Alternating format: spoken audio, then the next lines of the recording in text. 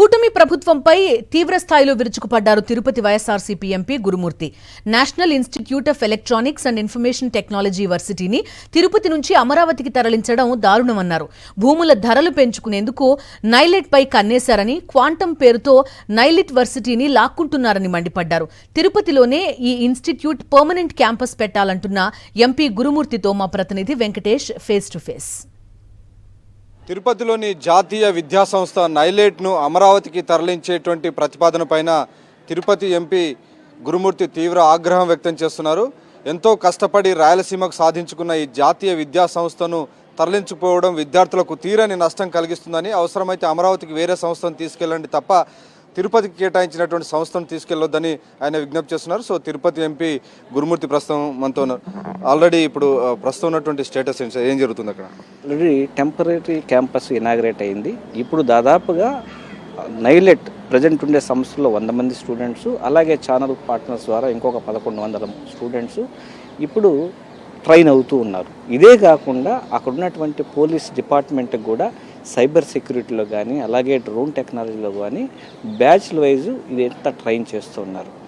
So దీని meanwhile permanent campus కోసం already electronic manufacturing zone పక్కన ల్యాండ్ ప్రతిపాదనలో పంపారు. అలాగే డిపిఆర్ కూడా రెడీ అయింది. అలాగే దానికి అసోసియేటెడ్గా electronic manufacturing zone EMC 1, EMC 2 తిరుపతిలో ఉండి, అలాగే శ్రీసీట్ లాంటి ప్రతిష్టాత్మకమైనటువంటి ఇండస్ట్రియల్ సెజ్లు తిరుపతి ప్రాంతంలో ఉండి, దీన్ని ఇక్కడ ఎస్టాబ్లిష్ చేయకుండా అక్కడ అమరావతిలో భూముల రేట్లు పెంచుకోవడం కోసం దీన్ని ఏడు నుంచి ఆడికి తరలించడం, ఆడ పెట్టాలనుకోవడం ఇది చాలా దుర్మార్గం. దీన్ని వైఎస్ఆర్ కాంగ్రెస్ పార్టీ తీవ్రంగా ఖండిస్తూ ఉంది.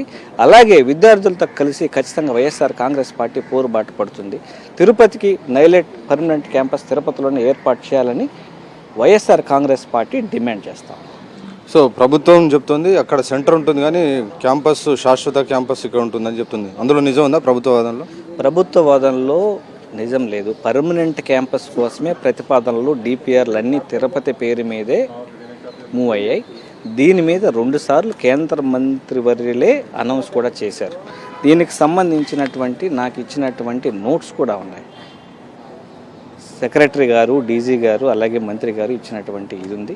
అలాగే పార్లమెంట్ ప్రశ్నోత్తరాల టైంలో కూడా ఇచ్చినటువంటి నోట్స్ కూడా ఉంది. అక్కడ అమరావతిలో భూముల రేట్లు పెంచుకోవడం కోసమే ఇట్లా ఎక్కడికో శాంక్షన్ అవుతుండే ప్రాజెక్టులన్నీ తీసుకెళ్ళి ఉత్తరాంధ్రలో, అలాగే రాయలసీమలో ఏడో ఉన్నటువంటి ఇన్స్టిట్యూట్లు తీసుకెళ్ళి అమరావతికి తీసుకెళ్తున్నారు. సో వాళ్ళు ఏదైనా కొత్త ఇన్స్టిట్యూట్స్ వాళ్ళు పెట్టుకోవచ్చు, అలాగే సాధించుకొని వచ్చి పెట్టచ్చు.